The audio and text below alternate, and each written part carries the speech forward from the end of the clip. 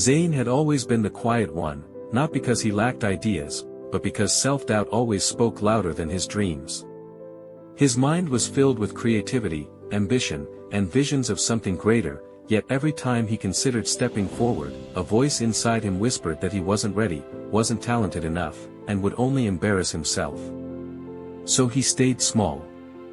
He worked as a junior designer in a busy marketing firm, watching others confidently pitch ideas while his own brilliant concepts remained hidden inside his notebook. He convinced himself that staying invisible was safe. If no one saw his work, no one could judge it. But deep down, he knew safety was costing him growth. When the company announced a major competition, an opportunity to lead a high-profile project, his heart raced. This was the chance he had quietly prayed for. Yet instead of feeling excited, he felt paralyzed. He sat at his desk staring at a blank screen, the cursor blinking like a reminder of his hesitation. The voice returned, louder than ever, telling him he would fail, that others were better, that he should avoid humiliation. Days passed, and while his colleagues worked passionately on their ideas, Zane remained stuck between desire and fear.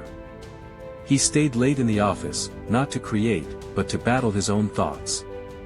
The deadline loomed, heavy and unforgiving, and the weight of his inaction pressed against his chest.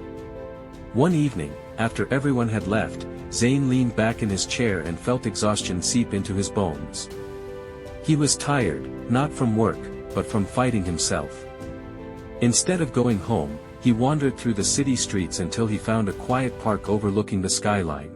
The buildings stood tall and confident against the night sky, their lights glowing without apology. Sitting alone on a bench, Zane did something he had avoided for years. He stopped running from his thoughts. He allowed the voice of doubt to speak, but instead of believing it blindly, he questioned it. What was he truly afraid of? The answer came slowly and painfully. He wasn't afraid of failure, he was afraid of being seen. If he failed, it would confirm his deepest insecurities. If he succeeded, he would have to step into a bigger version of himself, and that felt overwhelming. Staying small was predictable. Growth was uncertain. Memories surfaced, moments from his childhood when he had answered a question wrong in class and heard laughter, times when he had shared his art only to receive lukewarm responses. Those small experiences had planted seeds of doubt that quietly grew into a belief that he was not enough. Sitting under the open sky, he realized he had built an invisible cage from those beliefs. The cage felt safe, but it was also suffocating. For the first time, anger rose within him, not toward others, but toward himself for letting fear control his choices. He looked at the skyline again and thought about the people who designed those buildings. Surely they had doubted themselves too. But they built anyway. A simple yet powerful thought entered his mind. What if the voice of doubt wasn't truth, but habit? What if he had rehearsed insecurity for so long that it felt like reality? That question shifted something inside him. He understood that self-doubt had never protected him, it had only limited him. And he was tired of living within limits he had created. On that bench, under the quiet night sky, Zane made a decision. He wouldn't aim for perfection. He would aim for courage. He would submit something, imperfect, raw, but real. The next morning, he arrived at the office before sunrise. The golden light streaming through the windows felt symbolic, like the beginning of something new. He opened his laptop, and though his hands trembled slightly, he began typing. Ideas flowed more freely than he expected. Without obsessing over perfection, he allowed his creativity to breathe.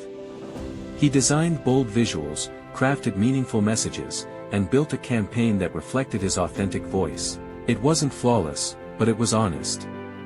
When he finally hovered over the submit button, fear surged again. His heart pounded as if warning him to retreat. But this time, he didn't obey the fear. He pressed submit. The moment after felt both terrifying and liberating. Doubt tried to convince him he had made a mistake, but beneath the anxiety was something stronger, pride. For the first time, he had chosen action over avoidance. When the results were announced 2 days later, Zane stood among his colleagues, bracing himself for disappointment. He reminded himself that the true victory had already happened the night he faced himself. When his manager announced that his concept had won for its boldness and authenticity, the room erupted into applause. Shock washed over him. As he walked to the front, he felt the old whisper attempt to return, telling him it was luck. But another voice, steady and confident, answered back, "No, you showed up." Winning the competition changed his career, but facing himself changed his life. Zane realized that breaking self-doubt isn't about eliminating fear, it's about refusing to let fear make decisions for you. Self-doubt still appeared before big presentations or new challenges, but now he recognized it as a familiar voice, not an absolute truth. He understood that courage isn't loud or dramatic. Sometimes, it's as simple as clicking submit despite shaking hands. That night in the park became a turning point, a reminder that the biggest battles are often invisible and fought within. Pressure didn't break him, it revealed him. He learned that growth begins the moment you stop hiding from yourself. Zane discovered that he was never incapable, he was simply afraid of his own potential. And once he chose to confront that fear, it lost its power over him. From then on, whenever doubt whispered, he didn't silence it with frustration. He listened, acknowledged it, and moved forward anyway, because he knew something powerful now: trying is stronger than fear, action is louder than insecurity, and the only way to truly fail is to never begin.